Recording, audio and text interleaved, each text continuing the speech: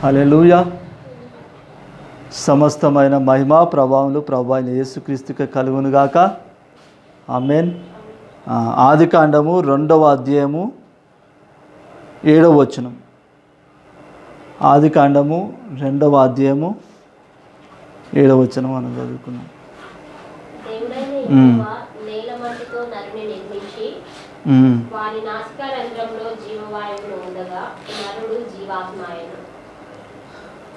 చాలు. హల్లెలూయా. మరి దేవుడు 6 దినాలు సృష్టించి చివరిగా 6వ దినం ఫైనల్గా దేవుడు ఏం సృష్టించిండు? మానవుని సృష్టించిండు. హల్లెలూయా. మరి దేవుడు మానవుని ఎట్లా సృష్టించాడు, ఏ రూపంలో సృష్టించాడు అనేది మొదటి అధ్యాయం 26వ వచనంలో రాయబడి ఉంది. ఎట్లా సృష్టించిండు అన్నది 2వ అధ్యాయము 7వ వచనంలో రాయబడింది. హల్లెలూయా. దేవుడు సృష్టి అంతటినేమో అద్భుత రీతిగా దేవుడు సృష్టించిండు. ఇప్పుడు దేవుడు మనిషిని ఎట్లా సృష్టించిండంటే ఆల్రెడీ దేవుడు ముందే సృష్టించిన మట్టితో మానవుని సృష్టించిండు. హల్లెలూయా. ఆల్రెడీ ముందే ఉన్న మట్టితోటి ఇంకా ఇప్పుడు మనిషిలో ఏమేమి ఉంటాయి? శరీరం ఉంటుంది, ప్రాణము, ఆత్మ, 3 ఉంటాయి అన్నమాట. హల్లెలూయా. శరీరం ఏమో కనబడేది, క్షయమైనది. ప్రాణము, ఆత్మ అక్షయమైనది. హల్లెలూయా. పక్షులకు కానీ జంతువులకు కానీ శరీరం ఉంది, ప్రాణం ఉంది, కానీ ఆత్మ లేదు. హల్లెలూయా. కానీ మానవునికి దేవుడు మట్టితో శరీరాన్ని చేసిండు, తన ఆత్మను పెట్టాడు. హల్లెలూయా. అంటే టోటల్గా మానవుడు ఎట్లా సృష్టింపబడ్డాడంటే క్షయమైన దానితోటి అక్షయమైన దానితోటి రెండింటితో కలిపి సృష్టింపబడ్డాడు మానవుడు. హల్లెలూయా. దేవుని ఆత్మ ఉంది మానవుల్లో, మట్టితో చేయబడిన శరీరం ఉంది. హల్లెలూయా. ఈ రెండింటిని దేవుడు కలిపాడు. మట్టితో ఎందుకు దేవుడు సృష్టించాడంటే హల్లెలూయా, దేవుడు సృష్టిని సృష్టించినప్పుడు బంగారము, వెండి అన్నీ కూడా ఉన్నాయా లేవా? ఉన్నాయంటారా లేవంటారా? ఉన్నాయి. చూడండి, ఇదే అధ్యాయంలో చూడండి, అన్నీ కనబడతాయి. ఈ అధ్యాయంలో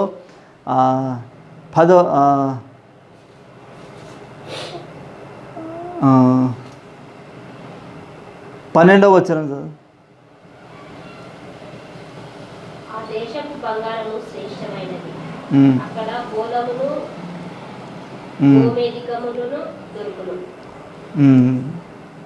చాలు. ఇక్కడ ఆ దేశము అంటే అది హవీలా అనే ప్రాంతం అన్నమాట. హల్లెలూయా. ఆ ప్రాంతంలో ఉన్న ఆ స్థలంలో ఏముందంట? బంగారము, గోమేధికము, ఇవన్నీ కూడా దొరుకుతాయంట. అంటే దేవుడు సృష్టిని సృష్టించినప్పుడు వెండి, బంగారం అన్నీ కూడా దేవుడు సృష్టించిండు. కానీ మానవుని ఎందుకు బంగారంతో సృష్టించలేదు, వెండితో సృష్టించలేదు? ఎందుకు మట్టితో సృష్టించిందంటారు? హల్లెలూయా. చాలా మట్టి విలువైందా? యాక్చువల్గా అయితే బంగారం విలువైందా? ఏది విలువైంది? బంగారమే విలువైంది. అవునా? విలువైన బంగారంతో చేయాలి యాక్చువల్గా అయితే దేవుడు. హల్లెలూయా. కానీ దేంతో చేసిండు? మానవుణ్ణి మట్టితో చేసిండు దేవుడు. హల్లెలూయా. ఎందుకంటే యేసుప్రభు అంటాడు, మనుషునికి ఏది నీచమైందో అది దేవుని దృష్టిలో ఘనమైందిగా ఉంటుందంట. మనుషునికి ఏది ఘనమైందిగా ఉంటుందో అది దేవుని దృష్టిలో ఎట్లుంటుందంట? నీచముగా ఉంటుందంట. హల్లెలూయా. మనుషుడు ఏదైతే ఇది ఘనమైంది అని అనుకుంటాడో అది దేవుని దృష్టిలో నీచమైందే. మనుషుడు ఏమనుకుంటాడు? అది ఘనమైంది అనుకుంటాడు. దేవుని దృష్టిలో ఘనమైంది మనుషుని దృష్టికి ఎట్లుంటుంది? నీచముగా ఉంటుంది. హల్లెలూయా. ఇప్పుడు మట్టిని ఎవరన్నా కేర్ చేస్తారా? ఇప్పుడు మనం మట్టితో చేయబడ్డాము, ఇల్లు మట్టితోటే కట్టుకుంటాము, అవునా? కుండలు మట్టితోటే చేస్తారు. కానీ ఆ మట్టిని తీసి కొంచెం తల మీద పోసుకోవడానికి ఇష్టపడతామా? పొరపాటున ఆ మట్టి మన తల మీద పడ్డా కూడా ఏం చేస్తాం, మనం దులిపేసుకుంటాం. అవునా? ఎందుకంటే ఆ మట్టిని మనం లెక్క చేయమన్నమాట. అంటారా? హల్లెలూయా. దేవుడు ఎవరిని ఎంచుకుంటాడు అంటే ఎన్నిక లేని వారినే దేవుడు ఎంచుకుంటాడు. హల్లెలూయా. ఎన్నిక లేని దాన్నే దేవుడు ఎంచుకుంటాడు అనమాట. హల్లెలూయా. ఎందుకు ఎన్నిక లేని దాన్ని, నీచమైన దాన్ని ఎందుకు దేవుడు ఎందుకు ఎంచుకుంటాడు అంటే, మరి చూడండి, 1 కొరింథీ పత్రికలో 2వ అధ్యాయము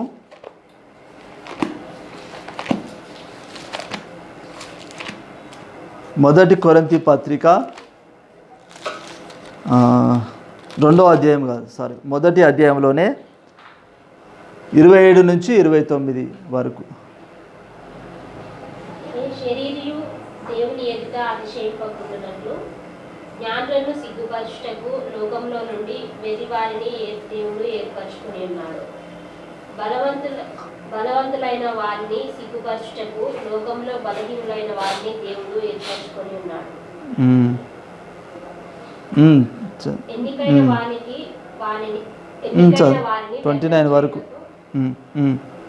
లోకంలో నీచులైన వారిని, తృణీకరింపబడిన వారిని, ఎన్నిక లేని వారిని దేవుడు ఏర్పరచుకొని ఉన్నాడు.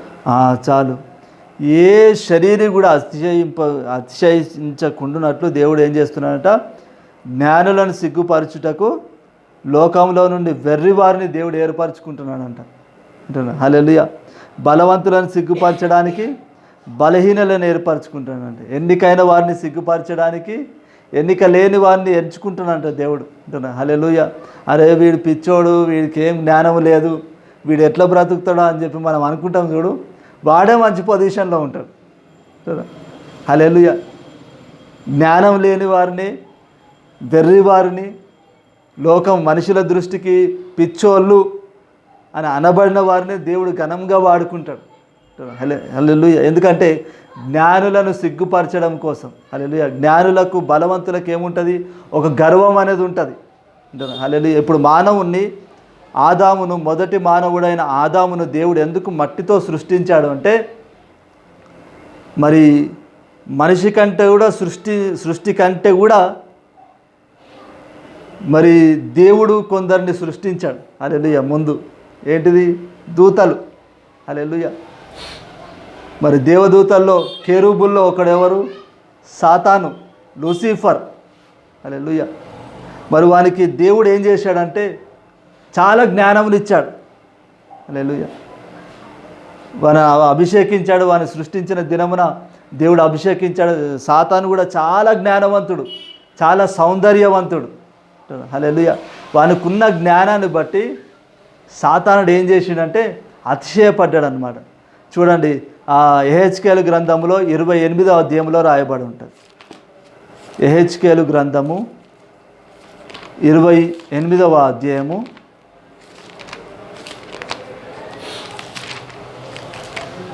28వ అధ్యాయంలో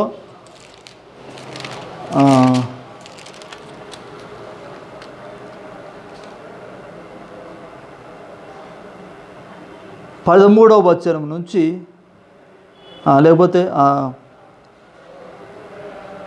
12వ వచనం నుంచి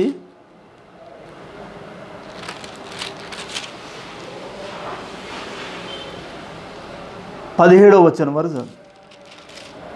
యెహెజ్కేలు గ్రంథము 28వ అధ్యాయము 12వ వచనం నుంచి 17వ వచనం వరకు.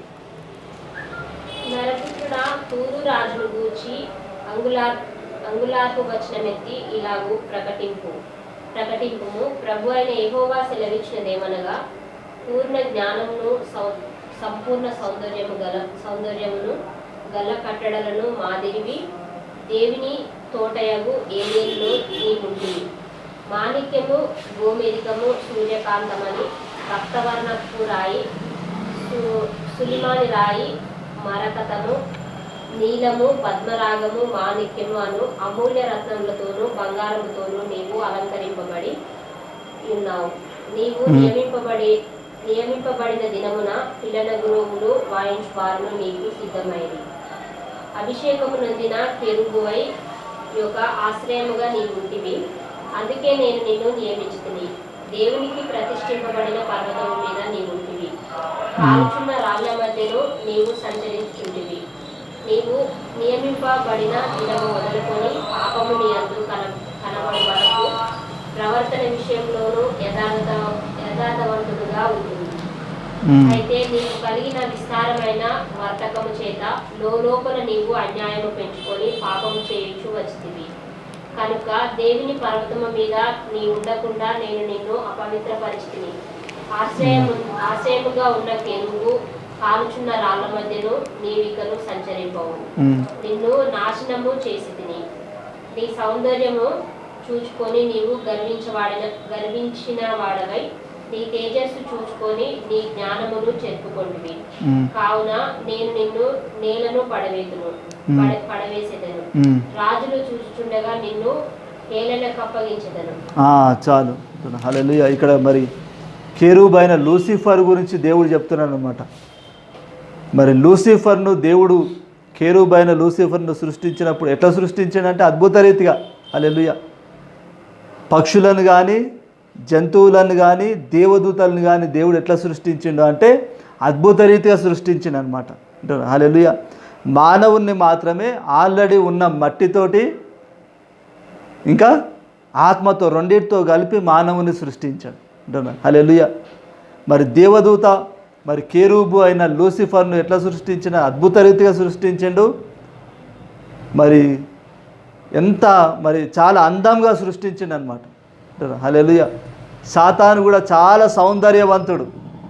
మనకు సినిమాలలో చీకటిగా నల్లగా ఉన్నట్టుగా చూపిస్తారు కాబట్టి సాతానుడు చాలా నల్లగా ఉంటాడని చెప్పి అందరికీ మైండ్లో ముద్రింపబడ్డాడు. కానీ నిజానికైతే సాతానుని దేవుడు సాతానుని కూడా చాలా అందంగా దేవుడు సృష్టించాడు. హల్లెలూయా. చాలా జ్ఞానమును దేవుడు ఇచ్చాడు కెరూబుకు. హల్లెలూయా. మరి ఆ కెరూబును సృష్టించినప్పుడు ఆ కెరూబును ఎక్కడ పెట్టిందంట? కాలుతున్న బంగారము మరి గోమేధికము చాలా విలువైన వాటిపైన నడుస్తున్నాడంట. హల్లెలూయా. అంటే ఇప్పుడు ఇక్కడ భూమిపైన మనము దేనిపైన నడుస్తామంటే మట్టిపైన నడుస్తాం. పరలోకములో అంతా కూడా ఏముంటుందంటే విలువైన బంగారము మరి వెండి బంగారం అన్నీ కూడా మరి ఒక రోడ్లలాగా ఉంటాయన్నమాట మనకి పరలోక రాజ్యములో. హల్లెలూయా. మరి కాలుతున్న బంగారం అంటే చాలా మేలిమి బంగారం, చాలా విలువైన బంగారం పైన మరి లూసిఫర్ నడుస్తున్నాడు. హల్లెలూయా. అయితే మరి దేవుడు వానికి ఇచ్చిన జ్ఞానాన్ని వానికి ఇచ్చిన సౌందర్యాన్ని చూసుకొని వాడు ఏమనుకున్నాడు? ఆహా, నా అంత జ్ఞానవంతుడే లేడు, ఇంకా నా అంత సౌందర్యవంతుడే లేడు, నా అంత శక్తివంతుడే లేడు అని చెప్పి గర్వించి ఏం చేసిందంటే నేనెందుకు దేవునికి దూతలా ఉండాలి? దేవుడు సౌందర్యవంతుడు, దేవుడు జ్ఞానవంతుడు. హల్లెలూయా. దేవుల్లో చాలా అభిషేకం ఉంది, నాకు కూడా అభిషేకం ఉంది. సో మరి నేనెందుకు మరి దూతలా ఉండాలని చెప్పి సాతాను గాడు ఏం చేసిండు? వాడు గర్వించాడు. అయితే దేవుడు ఏం చేసిండు? హల్లెలూయా. ఇక్కడ ప్రైజ్ జీసస్. మరి సాతానుడు మరి చాలా మరి వానికున్న జ్ఞానాన్ని బట్టి సాతానుడు అతిశయపడ్డాడు. అయితే దేవుడు ఏం చేశాడు? అరే, నేను నిన్ను అద్భుత రీతిగా సృష్టించిన, నేను నీకు మంచి జ్ఞానాన్ని ఇచ్చిన, సౌందర్యాన్ని ఇచ్చిన, అయితే నేను నీకు ఇచ్చిన జ్ఞానాన్ని బట్టి, నేను నీకు ఇచ్చిన అభిషేకాన్ని బట్టి నువ్వు నా మీద అతిశయపడతావా? చూడు, మట్టి నుంచి ఎవ్వరు కూడా మరి ఇష్టపడని మట్టి నుండి మానవుని తయారు చేసి ఆ మానవునితో నేను నిన్ను తొక్కిస్తా అని చెప్పి దేవుడు మరి సాతానుకు సవాల్ చేసి ఏం చేశాడు? మొదటి మానవుడైన ఆదామును మట్టి నుంచి సృష్టించాడు. హల్లెలూయా. మరి ఆదామును మట్టి నుంచి సృష్టించాడు అనడానికి రుజువులు ఏమైనా ఉన్నాయంటారా? హల్లెలూయా. ఇక్కడ వినాలి, ఇక్కడ చూడండి అందరు. మట్టి నుంచి మరి మనిషిని మట్టి నుంచి సృష్టించాడు అనడానికి రుజువులు ఏమైనా ఉన్నాయంటారా? ఉన్నాయి రుజువులు. హల్లెలూయా. మట్టిలో 16 మూలకాలు ఉంటాయంట. అంటే సల్ఫరు, అయోడీను, ఇంకా క్లోరిను, కాల్షియము, ఇట్లాంటి 16 ఉంటాయంట. ఆ మట్టిలో ఉన్న ఎగ్జాక్ట్ ఆ 16 మూలకాలు ఎక్కడున్నాయంటే మన శరీరంలో ఉన్నాయి.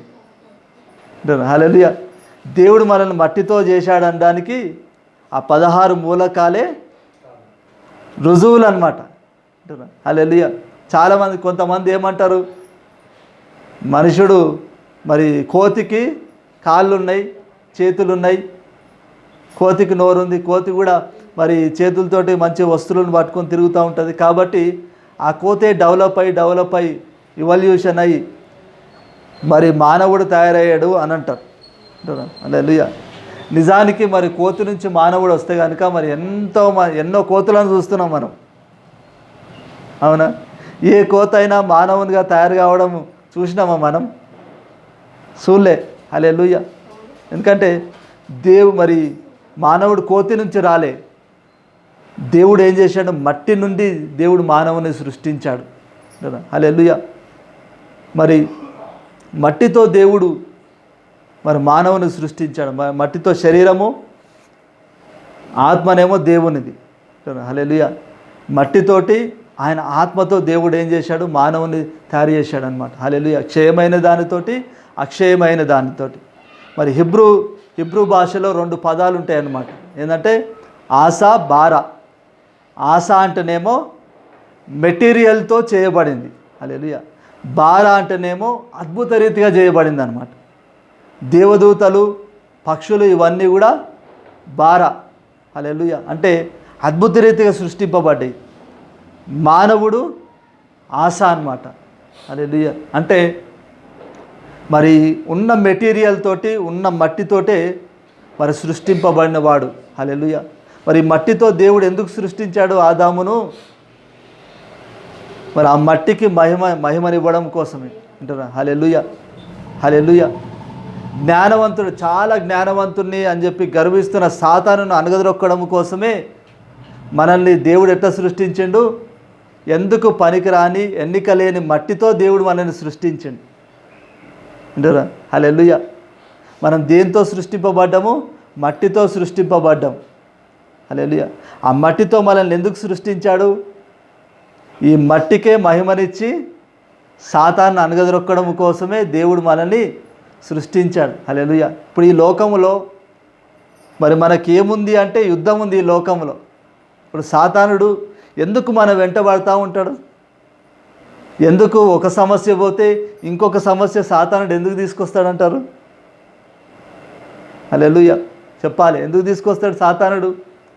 యుద్ధము, వానికి మనకు యుద్ధం ఉంది కాబట్టి అంటారా. హల్లెలూయా.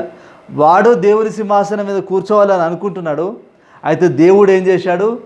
మట్టి నుంచి మనిషిని తయారు చేసి ఆ మట్టితోటే నిన్ను అనగదొక్కిస్తా అని చెప్పి సవాల్ చేసి మరి మట్టి నుంచి దేవుడు మనల్ని సృష్టించాడు. హల్లెలూయా. ఆ సింహాసనం మీద కూర్చోబెట్టడం కోసం అంటారా. హల్లెలూయా. చూడండి ఒకసారి ఆ వచనం కూడా నేను చూపిస్తాను. 1 సమూయేలు గ్రంథము 2వ అధ్యాయము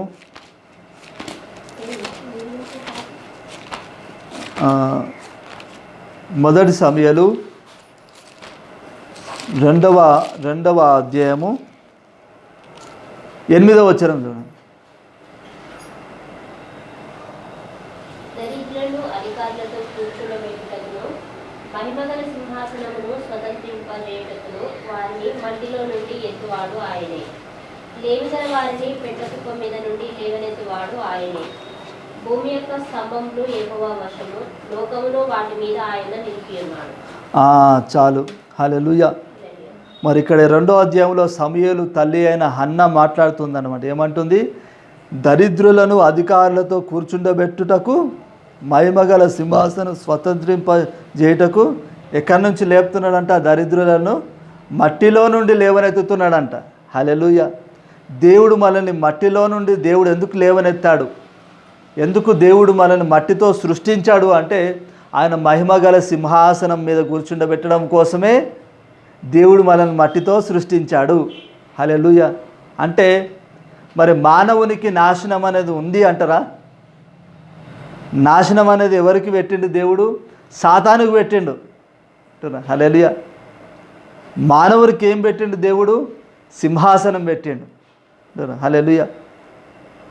మరి ఆయన సింహాసనం మీద కూర్చుండబెట్టడం కోసమే మనల్ని ఎట్లా తయారు చేసిండు? మట్టితో దేవుడు తయారు చేసిండు. హల్లెలూయా.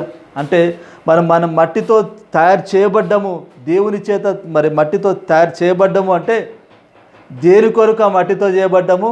ఆయన సింహాసనం మీద కూర్చోవడం కోసమే మట్టితో మనం చేయబడ్డము. హల్లెలూయా. కాబట్టి నా జీవితము వేస్ట్, నా బ్రతికింతే, నేనింతే, నేను నశించిపోతాను అని చెప్పి అనుకోవడానికే వీల్లేదు. హల్లెలూయా. దేవుడు మనల్ని నాశనం చేయడానికి పుట్టించలేదు. దేనికోసం పుట్టించాడు? దేవుడు మనల్ని ఆయన సింహాసనం మీద కూర్చోబెట్టడం కోసం పుట్టించాడు. హల్లెలూయా. దేనికోసం పుట్టించాడు దేవుడు? దేనికోసం మానవుని తయారు చేశాడు? అపవాదిని అనగదొక్కి ఆయన సింహాసనం మీద కూర్చోబెట్టడం కోసమే దేవుడు ఏం చేసిండు?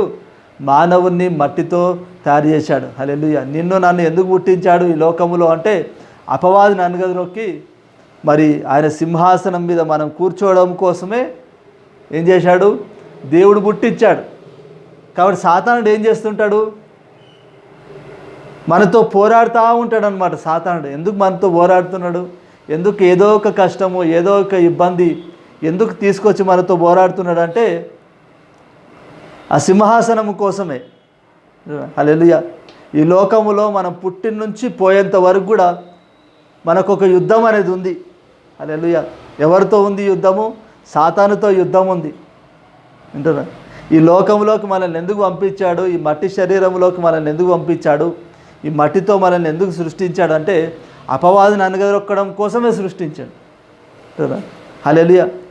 కాబట్టి ఈ లోకంలో మనకు యుద్ధం అనేది ఉంది కాబట్టి కొన్ని నష్టాలు ఎదురవుతూ ఉంటాయి.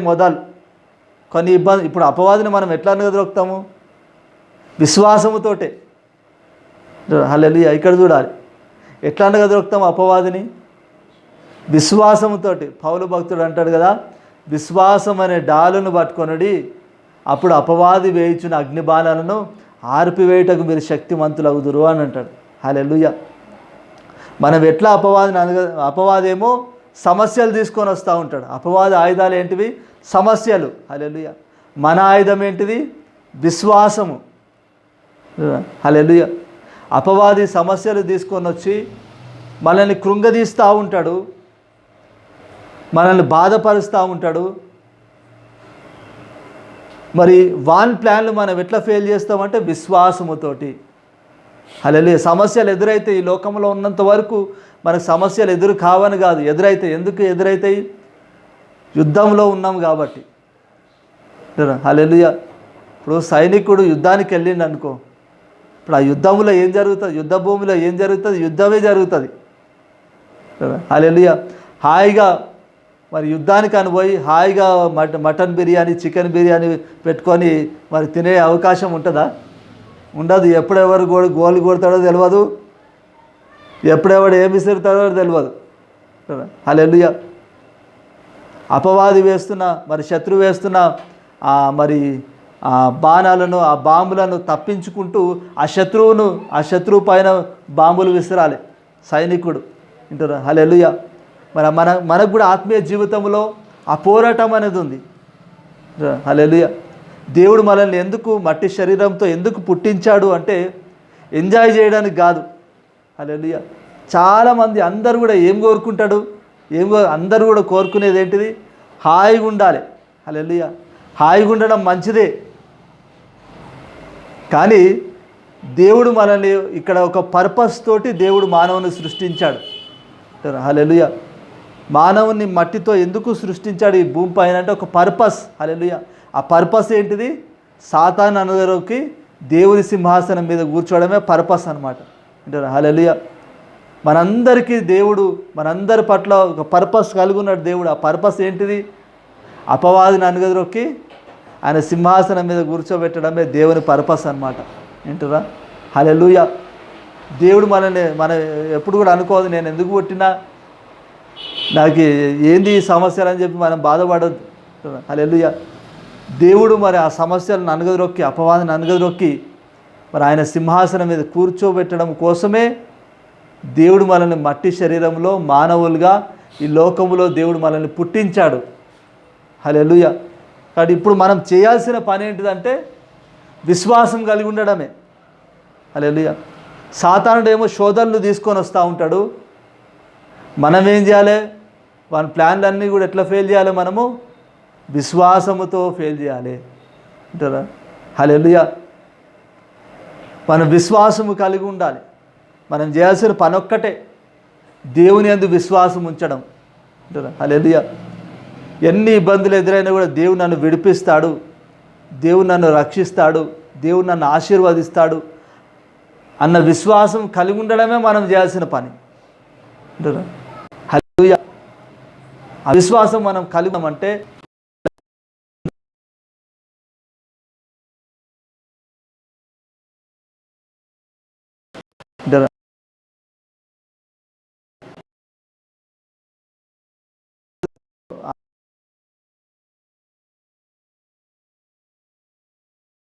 మనల్ని సృష్టించాడు. నాశనం ఎవరికి ఉంది? అపవాదికి ఉంది. సింహాసనం ఎవరికి ఉంది అంటే మనకే ఉంది. హల్లెలూయా. ఆయన మహిమగల సింహాసనం. అంటే మరి దేవుని సింహాసనం అంటే మామూలు సింహాసనమా? కాదు. హల్లెలూయా. రాజులందరికీ రాజు ఎవరు? యేసు ప్రభువే. హల్లెలూయా. ప్రభువులకు ప్రభు యేసు ప్రభు. అన్ని నామముల కంటే పైనామం ఏ నామం అంటే యేసు ప్రభు నామము. హల్లెలూయా. మరి దేవుని యొక్క ఆ సింహాసనం, ఇప్పుడు సింహాసనం అంటే ఏంటిది? అధికారం. హల్లెలూయా. ఇప్పుడు దేవుడు ఏంటిది? ఆత్మస్వరూపి. మన శరీరం ఉంది కాబట్టి మనం కూర్చుంటున్నాం. దేవునికి శరీరం ఉందా? దేవుడు ఏంటిది? ఆత్మస్వరూపి. హల్లెలూయా. దేవుడు ఆత్మస్వరూపి కాబట్టి దేవునికి శరీరం లేదు కాబట్టి సింహాసనము అంటే ఏంటిదంటే అధికారం. హల్లెలూయా. తర్వాత అయిపోయిన తర్వాత ప్రేయర్ అయిపోయిన తర్వాత హల్లెలూయా, ప్రైజ్ జీసస్. హల్లెలూయా. అంటే మరి సింహాసనం అంటే ఏంటిది? అధికారం అన్నమాట. ఇప్పుడు సీఎం సీట్ అంటాం. సీఎం సీట్ అంటే దానికి అర్థం ఏంటిది? అధికారం. హల్లెలూయా అంటారా? అంటే యేసు ప్రభువుకి ఎంత అధికారం ఉందో అంత అధికారము మరి మట్టితో చేయబడిన మనకు దేవుడు ఇవ్వాలని అనుకున్నాడు. హల్లెలూయా.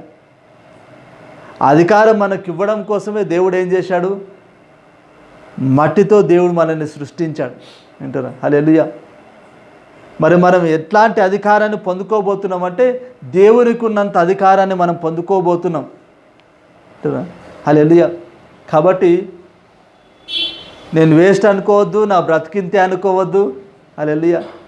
నేను ఎందుకు పుట్టినా అని చెప్పి అనుకోవద్దు. మనం చేయాల్సింది ఏంటిది? విశ్వాసం కలిగి ఉండడం. హల్లెలూయా. హల్లెలూయా. ఖచ్చితంగా దేవుడు నన్ను ఆశీర్వదిస్తాడు, ఖచ్చితంగా దేవుడు మరి నన్ను మంచి పొజిషన్లో నిలబెడతాడని ఆ విశ్వాసం కలిగి ఉండడమే మనం చేయాల్సిన పని. ఆ విశ్వాసం మనం కలిగి ఉన్నామంటే అపవాదిని ఓడించి ఏం చేస్తామో తర్వాత దేవుని సింహాసనం పైన మనం కూర్చుంటాం. హల్లెలూయా. మరి దేవుడి వాక్యాన్ని ఫలింపజేయునుగాక. ఆమేన్. మరి కళ్ళు మూసుకున్నట్లయితే మరి వాక్యం నిమిత్తం ప్రార్థన చేసుకుందాము. హల్లెలూయా. మరి అందరూ కూడా అడగండి, దేవా మరి నాకు విశ్వాసములో నన్ను ఎదిగింపజేయ ప్రభా, నాకు విశ్వాసము కలగజేయ ప్రభా చెప్పి దేవుని అడగండి. హల్లెలూయా. హల్లెలూయా. అప్పుడు దేవుడు మరి మనకి విశ్వాసాన్ని ఇచ్చి మరి అనేక సమస్యల్లో నుంచి మరి మహిమలోనికి దేవుడు మనల్ని తీసుకెళ్తాడు. హల్లెలూయా. ఇలా మొందిరి లమాంతిరి లబా షందరి లమాంతిరి లబా, ఇలా మొందిరి లమాంతిరి లబా షందరి లమాంతిరి లబా. స్తోత్రం స్తోత్రం ప్రభా. యేసయ్యా ఇదిగో ప్రభా తండ్రి, తండ్రి దేవా మరి ఇదిగో యేసయ్యా తండ్రి దేవా మరి నీ యొక్క వాక్యముతో నువ్వు మాట్లాడినందుకు వందనాలు ప్రభా. ఇదిగో తను మరి ఆదామును ఎందుకు ప్రభా యేసు తండ్రి మరి మట్టితో తండ్రి మరి నువ్వు సృష్టించావంటే ప్రభా యేసయ్యా ఇదిగో తండ్రి ఆ మట్టిని మహిమగా మార్చడం కోసమే ప్రభా. యేసయ్యా ఇదిగో తండ్రి నేను జ్ఞానిని, నేను శక్తివంతుణ్ణి, నేను సౌందర్యవంతుణ్ణి, నా అంతటోడే లేడు అనుకున్న సాతానును తండ్రి మరి సిగ్గుపరచడానికి కోసము ప్రభా యేసయ్యా ఇదిగో తన సాతానును సిగ్గుపరిచి తండ్రి ప్రభా మరి సింహాసనం మీద మరి మానవుని కూర్చోబెట్టడం కోసమే ప్రభా యేసు ఎదుగో తండ్రి మరి మట్టితో నువ్వు సృష్టించావు ప్రభా యేసు తండ్రి యేసు ఎదుగో ప్రభా తండ్రి మరి మమ్మల్ని ఎందుకు సృష్టించావు తండ్రి అంటే ప్రభా యేసు తండ్రి నీ సింహాసనం మీద కూర్చోబెట్టడం కోసమే ప్రభా. కాబట్టి ప్రభా ఇక్కడ ఏ ఒక్కరు కూడా తండ్రి ఉన్న సమస్యలను బట్టి తండ్రి బాధపడ్డం కాదు ప్రభా, కృంగిపోవడం కాదు ప్రభా. యేసు ఎదుగో తండ్రి నీ అందు విశ్వాసము కలిగి ఉండాలి ప్రభా. యేసు ఎదుగో తండ్రి ప్రభా మరి అపవాది వాడు మరి నీ సింహాసనం మీద కూర్చోవడం కోసము వాడు ఎన్నో సమస్యలు తీసుకొని వస్తున్నాడు ప్రభా, ఎన్నో సమస్యలు తీసుకొని వస్తాడు ప్రభా. యేసు ఎదుగో తండ్రి అయితే ప్రభా మరి నువ్వు సెలవిచ్చావు తండ్రి విశ్వాసం అనే డాలును మీరు పట్టుకొనిడే అని నువ్వు సెలవిచ్చావు ప్రభా. యేసు ఎదుగో తండ్రి మరి విశ్వాసం అనే డాలును మేము పట్టుకున్నప్పుడే తండ్రి అపవాది యొక్క ప్లాన్లన్నీ కూడా ఫెయిల్ చేసి ప్రభా నీ సింహాసనం మీద కూర్చోగలుగుతాం తండ్రి. కాబట్టి ప్రభా ఇక్కడ వారందరూ కూడా ప్రభా యేసు తండ్రి ఇదిగో ప్రభా ఎంత ఘోరమైన సమస్యలు ఎదురైనా కూడా తండ్రి నీ యందు విశ్వాసము కలిగి ఉండులాగున మీరు సహాయం చేయమని ప్రార్థిస్తున్నాం తండ్రి. ఆ విశ్వాసమును అందరిలో మీరు కలుగజేయమని ప్రార్థిస్తున్నాం ప్రభా యేసు తండ్రి. యేసు ఎదుగో తండ్రి ప్రభా మరి లైవ్లో చూస్తున్న బిడ్డలను మీరు ఆశీర్వదించండి ప్రభా.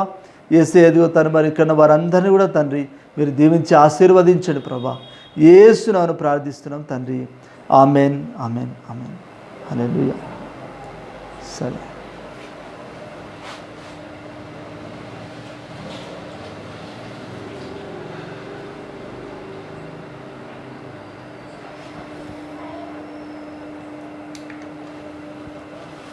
సరే ఇప్పుడు ఒక సాంగ్ సాక్రిమెంట్ సాంగ్